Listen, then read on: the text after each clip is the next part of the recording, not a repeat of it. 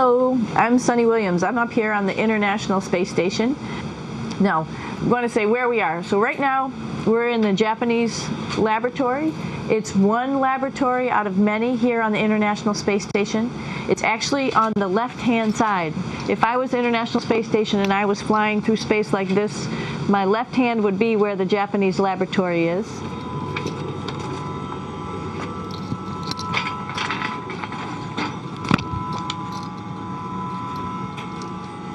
So now again, we're on the right-hand side, all the way on the right of the International Space Station. This is Columbus, the European module. It has science experiments all over. You could see it looks a little bit crowded. And here we do a lot of our medical experiments. So this is Node 2. This is a really cool module. Of course, most of these modules you'll see they have 4 sides and they're put together. That way we could sort of work on a flat plane, either a wall, a floor, another wall, or the ceiling. But you know, again, all you have to do is turn yourself and your reference changes. The reason I'm bringing that up is because this is where 4 out of 6 of us sleep. And so people always ask about sleeping in space. Do you lie down? Are you in a bed? Not really, because it doesn't matter. You don't really have the sensation of lying down. You just sit in your sleeping bag. So here's one sleep station right here. I'm going in right now. You can follow me if you want. So I'm inside. It's sort of like a little phone booth, but it's pretty comfy. I've got a sleeping bag right here that we sleep in, so we don't have sort of like a little bit of a cover. We don't fly all over the place. But you know, you can sleep in any orientation. I have it feeling like I'm standing up right now, but like you saw, I'm on the floor. But it doesn't matter if I turn over and I sleep upside down. I don't have any sensation in my head that tells me that I'm upside down, so it really doesn't matter. The sleep station is also like a little office. We've got a computer in here. As you can see, we've got a couple little toys. I've got some books. I've got some clothes and other things that make it sort of like home. I'm coming out. And just for reference, that's one sleep station. This one's another. Right here. There's one on the ceiling, if you want to call it. Right here. And then there's a 4th on the other wall over here. So all of us sleep in a little bit of a circle. All right, come on back. There's more to show you.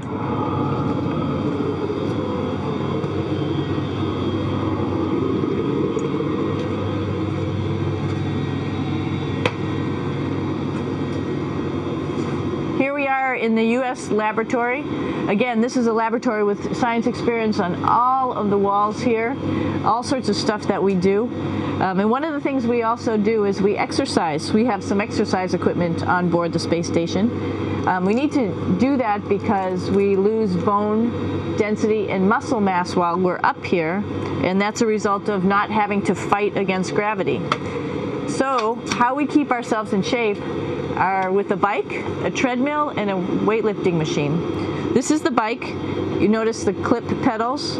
So all you need to do is actually clip your feet in, and then you can start pedaling.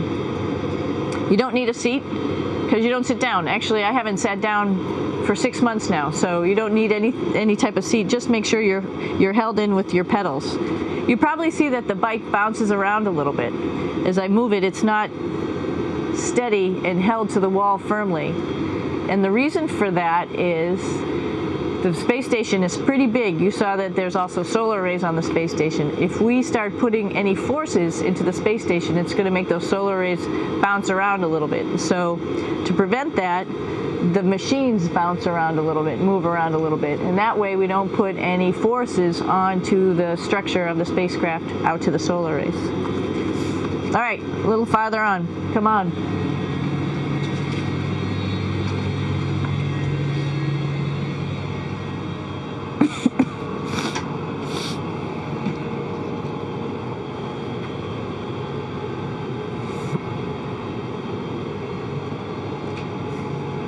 Here's a pretty cool place. This is sort of like in your house where everybody meets in the morning. After you wash your face, brush your teeth, you want to find something for breakfast. And this is our kitchen. You might notice there's all sorts of foods here.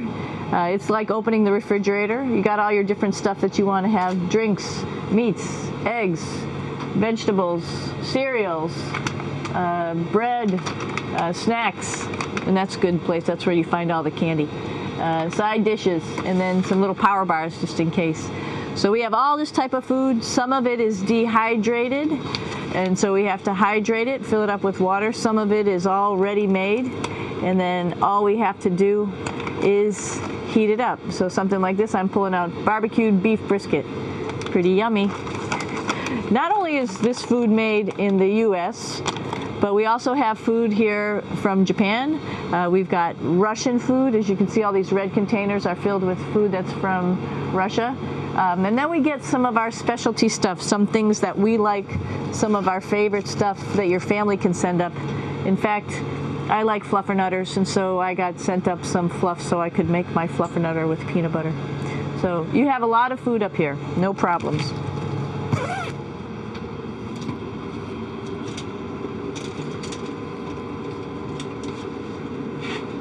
I'm here with my two buddies in the airlock. Actually, these are two spacesuits that are ready, primed up to go outside, as we call it, to go do a spacewalk in case we have to do anything outside. Some of the things we do outside are just like inside, repairs. We have a lot of electrical boxes and machinery and solar arrays, in fact, that I talked about earlier, that are outside, and sometimes they don't work quite right. Remember, space is really cold and really hot, and it's also the vacuum of space with no pressure, and so some of the equipment doesn't work well all the time. So we might have to go out and do a spacewalk. Right behind me is actually the hatch that you go out into space, and right now we have it filled up with a couple other spacesuits because we've got 4 of them up here and some of our tools. But right behind here is the hatch in which you actually go right outside into the vacuum of space. The spacesuit is pretty big, as you can see. It's like being a football player. Part of the reason it's so big and bulky is because of this backside, this backpack. It's like going on a hike with a backpack, but the backpack and the suit weighs about 300 pounds. Luckily, in space, nothing really weighs anything, so you don't feel that it's so heavy.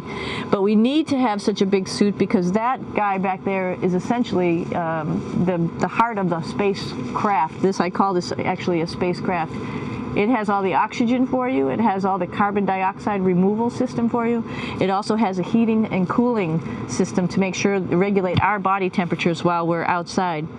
It also has a computer, so it tells you on a display here if there's anything that's going wrong with the suit, if we're running out of oxygen, if we have too much carbon dioxide, or any type of electrical problem. So it's a pretty awesome little spacecraft, and actually got to go out, use my little spacecraft a couple times, and it worked like a charm. Lucky that it works very nice. You might want to see what the helmet looks like. It's pretty cool too. We don't usually go out like this, so you usually can see when the helmet's open. So you can see what it looks like inside. Somebody's little head would be inside of here.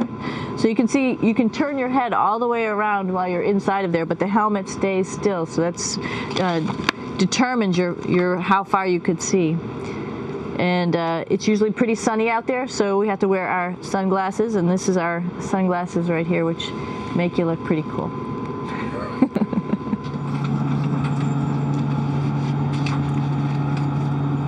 Here we are at the throne. This is awesome. You might see the little, you might have noticed the little moon on the outside. This is our orbital outhouse right here. And of course, it serves for 2 functions. Number 2, right here. I'll show you. But you see it's pretty small, so you have to have pretty good aim, and you'll be ready to make sure things get let go the right direction. And it smells a little bit, so I'm closing it up. And that's, of course, for number 2. And this guy right here is for number 1. So they're sort of two slightly separate functions, but you can do a little, essentially both, by hanging on right here and doing number 1 and number 2.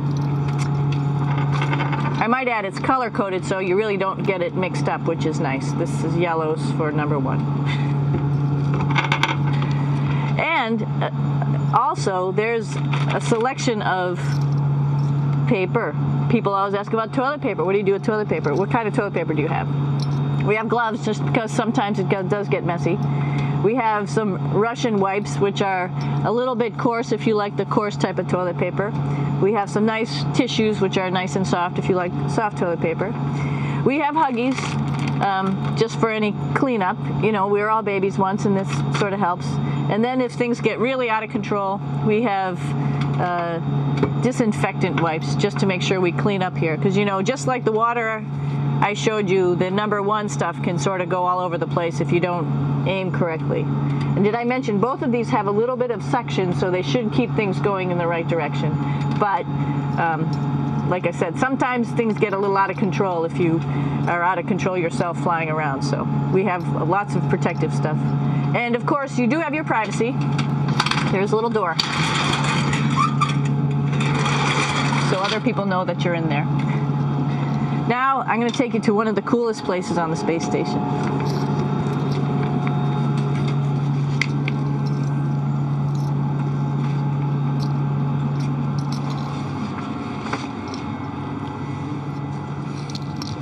It's like a glass-bottom boat. This is the cupola. It sticks down below the space station. It's one of those places you find yourself hanging out in all the time because all you want to do is look back at our planet. I think some questions I had were about what do you do in your free time?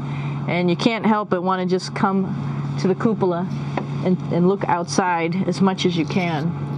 And a lot of folks, I play this game with myself about where we're flying over the Earth. Try to come in here and just guess. After being here for a little while, you can sort of figure it out. You can tell different cloud types over different continents. You can tell different soil types over different continents. So let's see. And then, of course, there's a lot of ocean. So usually we're over the ocean at first glance. I will tell you in just a moment where we are.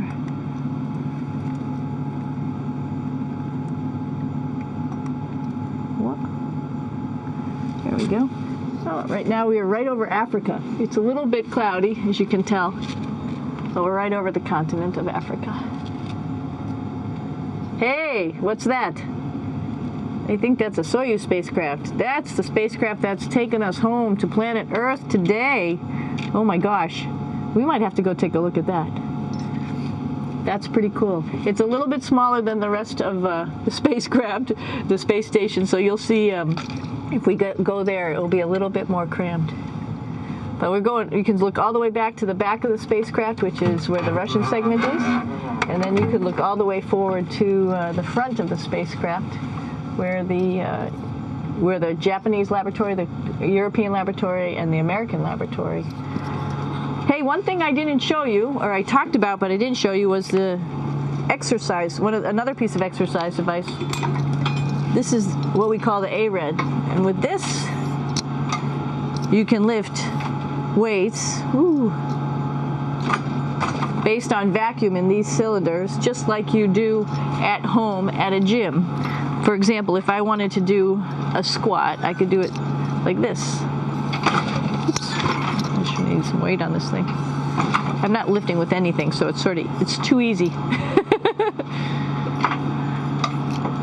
One of the cool things you could do things that you can't do at home. For example, single leg squats with just one leg, because the other leg, you won't fall over. So all sorts of stuff. You can also do bench press. We have a bench that we could add on here, so you can work on your beach muscles. All right. I showed you the Soyuz. Let's go check it out.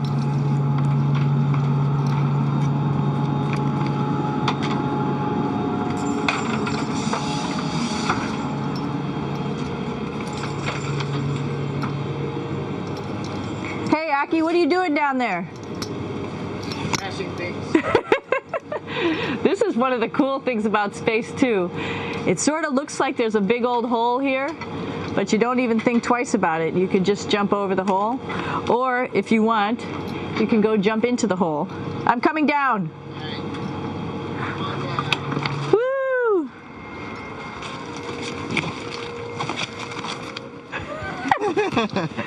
Then you can come right back up again, like Superman. Woo!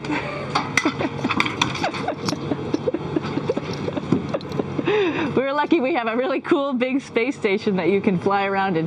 That's actually called the PMM. You might have saw it out the window. It's a big silver canister. What's really great about that is it's essentially our closet in our pantry or whatever you want to call it. We have extra food down there, we have extra clothes, we actually throw the trash out down there. So it's nice and organized, and we have all of our stuff that we need while we're working in all these other modules all stowed in this location down here. And it's a lot of fun to play in. Now that's a lot bigger than the Soyuz. Oh, one thing we need to show you is our patches here. While we've been up here, we've been Expedition 32 first, and then just recently we're leaving. We were Expedition 33. And there's all the crew members who are up here with us right now. Myself, Yuri Malenchenko, Aki Hoshidi, if you can read Japanese, Yevgeny Turelkin, if you can read Russian, Oleg Novinsky, and Kevin Ford, who just took over as the commander of the space station and will be the commander for the next couple months. And he, by the way, is behind the camera right now. So you can say, hi, Kevin. So we're going into the Russian segment. Be ready. You don't need a passport either.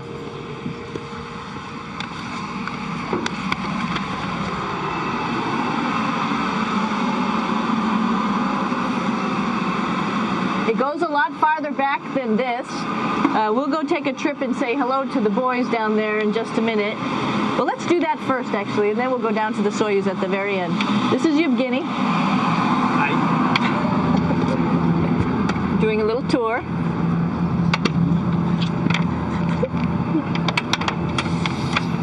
This is the FGB, and what's cool about this module, it is actually the very first piece of the space station that came up in 1998. The space station has been around for about now, manned for 12 years, but it's been up in space for about 14 years. And this was the very first. It is like the Russians' PMM. It has a lot of storage, as you can see.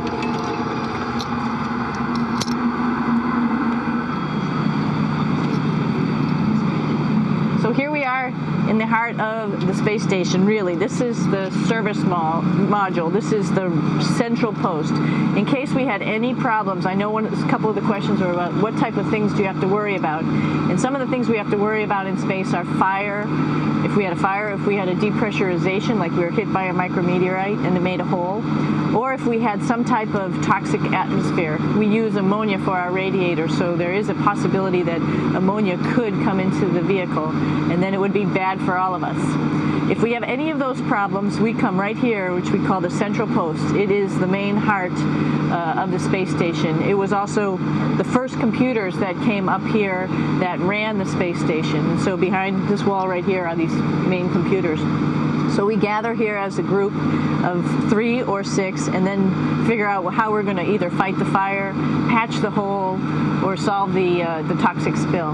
And what's cool about this module, of course, it's the central post. It also has great windows right down toward Earth. It has controls to fly in visiting spacecraft if they need some assistance right here. It has Russian computers as well as American computers to help us control anything we need to on the space station.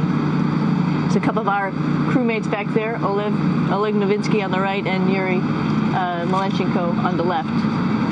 And there's also a second bathroom here, which is really cool because 6 of us going to one bathroom is really tough. And so there's one bathroom here and one bathroom on the other side where I showed you. And you can probably see on the wall behind Oleg and Yuri some of the heroes of the space program. Korolev, Sergei Korolev, who was a chief designer of putting men into space. And of course on the right-hand side, Yuri Gagarin, the first man to go into space. So just reminds us of our roots. I'm gonna stop here just for a quick second. You can see on the Russian spacecraft there's also other modules that stick out, down, and above. Right here is, let's see, I'm trying to be oriented. That's a place where we do spacewalks from for the Russian side. There's Russian spacesuits in here, and also a visiting vehicle which brought fruits and vegetables and becomes a trash container when we undock. Up on this side is also a future place where they're going to do spacewalks from, and connected to it is Kevin's, Oleg's, and Yevgeny's Soyuz spacecraft. And now let's go see ours. Whoa. Извините. No problem. Это пробка.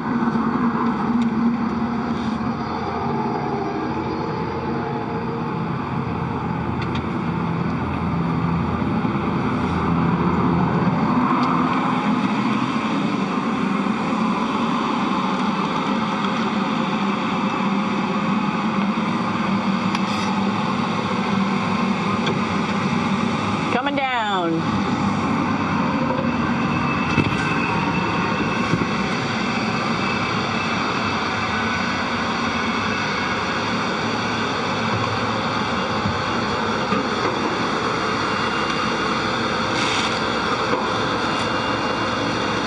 Tricky getting in here.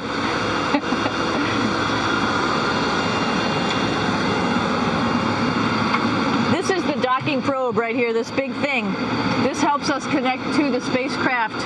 This probe actually sticks into this cone, and that's how the spacecraft, our Soyuz, becomes connected to the ISS initially. That is then replaced by clamps, which are around here, that will allow the two spacecraft to be stuck together. And then you can remove the probe and the cone.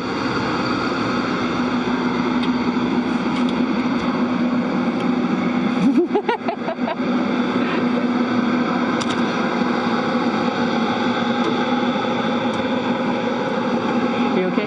All right, so here we are in the Soyuz. This is what we call the BO, the living compartment, Habitable in Russian. It also has a little bathroom. It's not as good as the other bathrooms, so we try not to use it too much. It has drinking water in it if we need something to drink. And then, of course, it's filled up with a lot of cargo for us bringing up and also bringing back down. It has a second purpose when it comes back to Earth. It serves as a garbage container. During the descent, we'll get rid of this area right here, and everything that's in it will just burn up as it's coming into the atmosphere, so that way we can get rid of a little bit of trash. But the main area where we were on launch and where we're going to be on descent is down here, because we're not part of the trash, so we're in a safe place. So we're in the descent module, SA. It's a little small, but you can get in.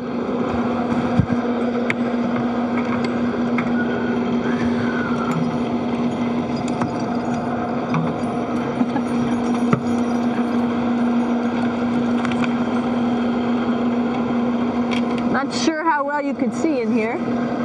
Hold on for a second. I'm going to turn it up this way, just so you could see the hatch, and you could see Kevin. It's a little bit small, but we'll come in and show you around. Just starting to get ready. We're preparing a couple days ago for our ride home. It's a little bit squishy, but everybody asks, how do you sit in the Soyuz? And you sort of sit in your seat like this. The seat is molded to your body, and so you can just sort of squish in here and be pretty relaxed. Everybody has a handmade seat for them. And then, of course, there's a control panel, and that's where we do most of our actions and work right here. There's hand controllers, which you can fly the vehicle with, and there's a stick right here, primarily used for communications when we're trying to talk to the ground. So 3 of us fit in here. Like I said, it's a little squishy, but somehow it seems like we all managed to get in here and fit pretty well, and it's a pretty safe ride home. You're probably wondering, what's all this junk behind us? Well, it's all of our parachute, first of all, and then it's all of our survival gear, just in case we end up landing in some strange place on the planet and nobody's there to rescue us right away. We have all sorts of survival gear with us, keeping us safe in here. So they've pretty much thought of everything. And we'll be home on the planet within the next 12 hours. Pretty shocking.